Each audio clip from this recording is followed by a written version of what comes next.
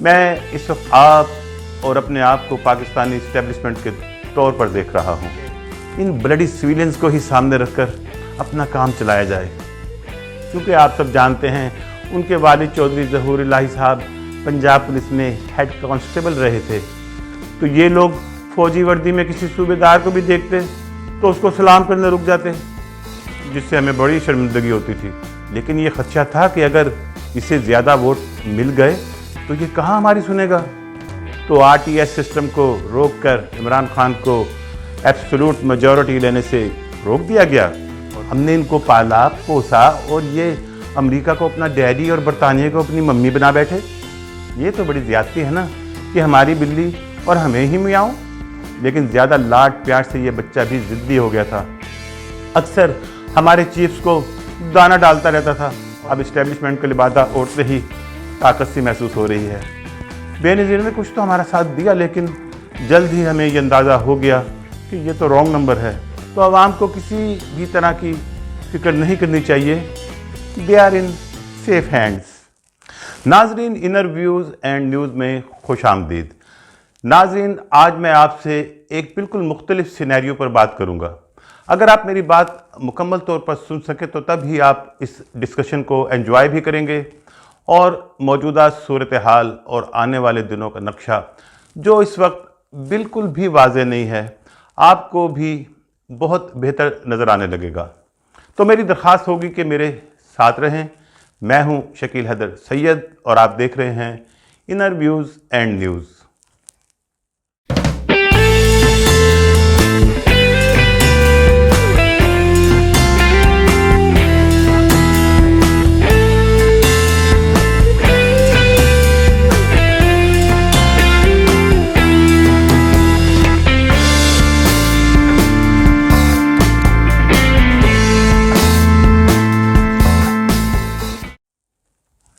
جی ناظرین، welcome back. تو جیسا میں نے آپ سے گزارش کی تھی کہ آج ہم ایک بالکل ڈیفرنٹ سینیریو پر بات کریں گے.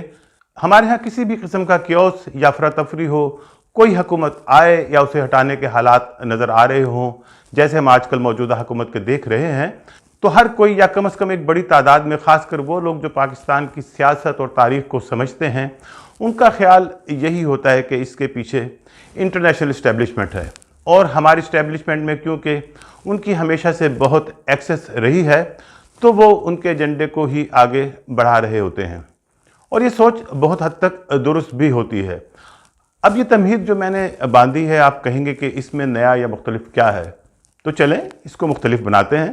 تو ناظرین، آپ بھی میرے ساتھ ذرا تصور کریں. میں اس وقت آپ اور اپنے آپ کو پاکستانی اسٹیبلشمنٹ کے طور پر دیکھ رہا ہوں. اور میں یہ حسن ظن رکھتے ہوئے کہ اب ہم انٹرنیشنل اسٹیبلشمنٹ کے پاکستان میں ٹاؤٹ یا مہرے بھی نہیں ہیں، بلکہ پورے اوپر سے نیچے یا نیچے سے اوپر سچی پاکستانی اسٹیبلشمنٹ ہیں. ہم یہاں یہ مان لیتے ہیں کہ ہم پاکستان بننے کے بعد سے امریکہ اور برطانیہ کی غلامی میں تھے. ہم نے ان کے لیے بہت خدمات بھی انجام دیں. جس روس کی اب ہم منتیں کرتے ہیں کہ وہ آئے اور ہمارے گرم پانیوں کو اپنی ٹریڈ کے لیے استعمال کرے، اس سے ہی 70 اور 80 کی دہائی میں ہم امریکی میڈ جہاد بھی کرتے رہے ہیں.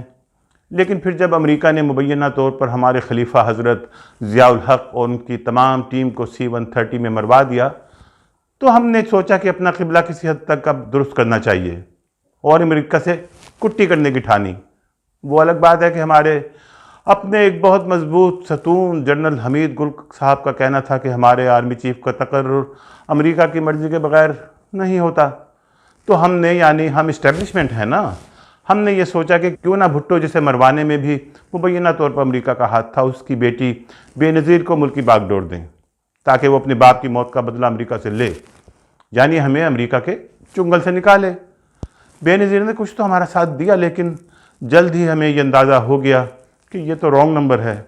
بے نظیر امریکہ کو نہیں بلکہ پاکستانی لوگوں کو اپنے باپ کا قاتل سمجھتی تھیں.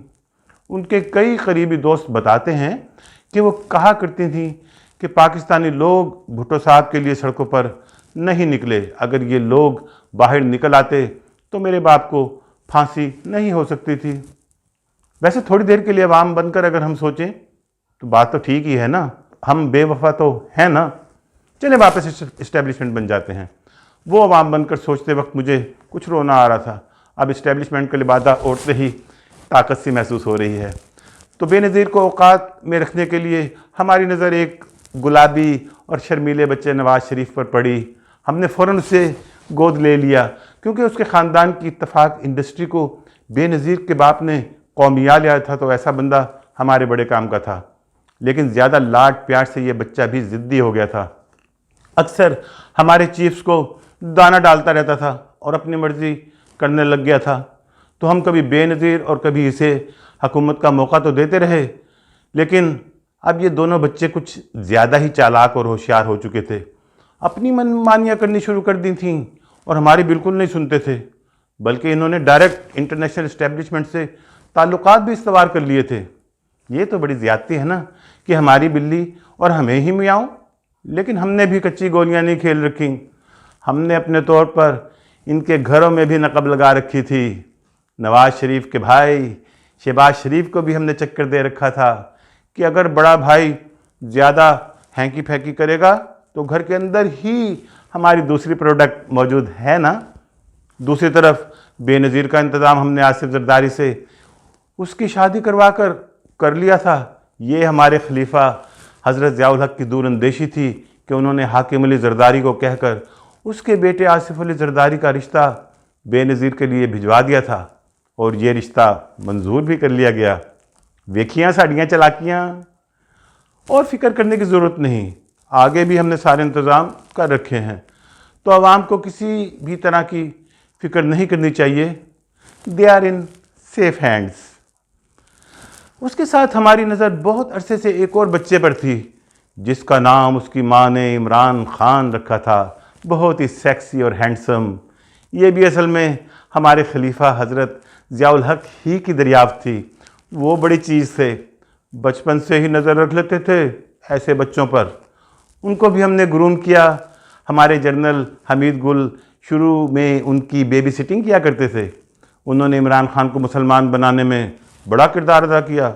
आपको याद होगा कि लोग इमरान खान को एक ज़माने में तालिबान खान भी कहा करते थे। और फिर जब हमने ये देखा कि नवाज़ शरीफ और बेनज़ीर अब हाथों से निकलते जा रहे हैं, अमेरिका और बरतानिया की बातों में आकर इन्होंने चार्टर ऑफ डेमोक्रेसी भी साइन कर लिया। हमने इनको पाला पोसा और ये अमेरिका को अपना डैडी और बरतानिया को अपनी मम्मी बना बैठे। तब हमने सोचा कि एक तीसरी क़ुव्वत इन दो बिगड़े बच्चों को कंट्रोल में रखने के लिए तख्लीक की जाएगी। हमने कोशिश की कि गुजरात के चौधरियों को भी थोड़ा आगे लाएं, लेकिन उनकी शख्सियत ऐसी नहीं थी कि सारी इस्टेब्लिशमेंट उनसे राज़ी हो। क्योंकि आप सब जानते हैं उनके वालिद चौधरी ज़हूर इलाही साहब पंजाब पुलिस में हेड कांस्टेबल रहे थे। तो ये लोग फ़ौजी वर्दी में किसी सूबेदार को भी देखते तो उसको सलाम करने रुक जाते, जिससे हमें बड़ी शर्मिंदगी होती थी। और जब हमें वो वक्त याद आता है जब हमने चौधरी शुजात को कुछ माह के लिए वज़ारत उज़्मा दान की थी, तो कोर कमांडर्स की कॉन्फ्रेंस में काम की बात कम होती थी, चौधरी साहब के लतीफ़े ज़्यादा सुनाए जाते थे। फिर मेमो गेट और डॉन लीक्स के बाद अब ये इमरान खान के भी पर निकलना शुरू हो गए थे, क्योंकि इसका ख्याल था कि अब मैं ही आखिरी ऑप्शन के तौर पर इस्टेब्लिशमेंट की नज़र में हूँगा। इसलिए ये भी हमारे बाकी ले पालक बच्चों की तरह प्राइवेट मीटिंग में हमारी ही शलवारें गीली करने की बातें करने लग गया था। लेकिन उस वक्त कमतर बुराई के तौर पर हमने इमरान खान का इंतखाब किया। लेकिन ये ख़दशा था कि अगर इसे ज़्यादा वोट मिल गए तो ये कहाँ हमारी सुनेगा। तो RTS सिस्टम को रोक कर इमरान खान को एब्सोल्यूट मेजॉरिटी लेने से रोक दिया गया, और फिर अपने बाकी मोहरों को भी हिलाया गया, यानी काफ लीग, MQM, बाप, GDA, इन सब को इमरान खान को ज़ाहिरी सपोर्ट लेकिन उसको काबू में रखने के लिए हुकूमत में शामिल करवाया गया। हमने ये बयानिया भी चलाया कि हम हुकूमत के साथ एक ही पेज पर हैं। उसके लिए हमारे अपने बंदे जैसे शेख रशीद और फवाद चौधरी वगैरह मुसलसल काम करते रहे हैं, हालांकि ऐसा कभी था ही नहीं। अब ये कैसे हो सकता है कि एक बंदा जिसे हमने बनाया पाला पोसा वो हमारी सुनने के बजाय अपनी चलाने की कोशिश में लगा हुआ है। उसने पहले हमारे चीफ की दोबारा तकर्री में रोड़े अटकाए, फिर इन साहब ने जब इन्हें ISI के चीफ का नाम भिजवाया اس میں بھی پنگا کیا۔ اب ہمارے یہ چیف کیا زبردست شخصیت ہیں، ان کا امریکن اور برطانوی اداروں میں ٹریننگ اور کورسز کا بڑا شاندار ریکارڈ ہے۔ اب دیکھیں نا، اگر ان کے امریکن اور برطانوی اداروں میں اس وجہ سے تعلقات ہیں تو یہ کتنی اچھی بات ہے۔ ہمیں کسی سویلین کی کیا ضرورت ہے، ان سے ہم ڈائریکٹ کیوں نہ ہو جائیں۔ آپ نے دیکھا ہوگا کہ ہمارے چیف مختلف ممالک کے سفیروں سے ملاقات کرتے ہوئے کتنے سمارٹ لگ رہے ہوتے ہیں، لیکن یہ سویلینز خواہ مخواہ جلتے ہیں۔ اسی لیے اب ہم نے عمران خان کو تھوڑا ٹائٹ کرنے کا سوچا کہ ابھی تو آگے ہم نے اور بہت سی تقرریاں کرنی ہیں، یہ بندہ تو ہر ایک پوسٹنگ پر لچ تلتا ہے، کیوں نہ اس سے جان چھڑوا لی جائے، یا اس کو آمادہ کیا جائے کہ ڈونٹ ٹیک پنگا، پنگا از ناٹ چنگا۔ ہم نے اپنے مہروں زرداری اور فضل الرحمان وغیرہ کو ہلایا ہے، لیکن اب مسئلہ یہ ہو رہا ہے کہ ہم جو سوچ رہے تھے کہ عمران خان سے اتنے غیر مقبول فیصلے کروانے کے باوجود عوام اس سے تنگ پڑے ہوں گے، لیکن یہ کیا، وہ تو اتنی مار کھا کر اب بھی اس کے ساتھ نظر آ رہے ہیں۔ یہاں پر اب ہمیں بڑی سوچ سمجھ کر کوئی قدم اٹھانا پڑے گا۔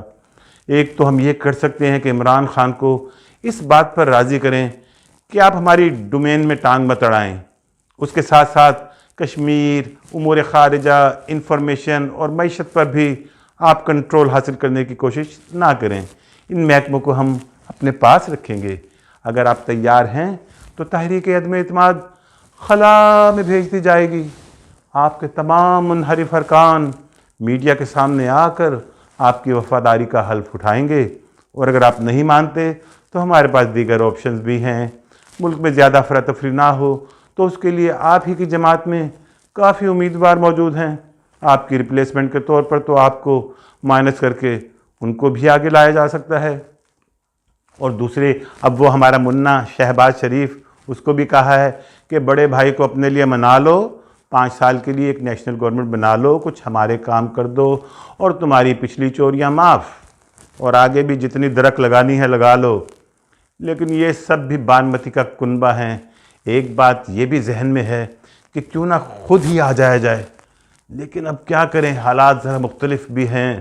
یہ جو ہمارے نچلے رینک ہوتے ہیں نا، جب ہم حکومت میں آتے ہیں تو ان میں بڑی بے چینی پیدا ہونے لگتی ہے، کیونکہ ہماری تو آپ کو پتہ ہے 5 انگلیاں گھی میں اور سر کڑھائی میں، لیکن نیچے والے اسی طرح سخت زندگی گزارتے ہیں، اور وہاں پر پھر بغاوت کا خطرہ ہوتا ہے۔ لہٰذا بہتر یہی ہے کہ ان بلڈی سویلینز کو ہی سامنے رکھ کر اپنا کام چلایا جائے۔ پکچر ابھی باقی ہے۔ آپ کا بہت شکریہ۔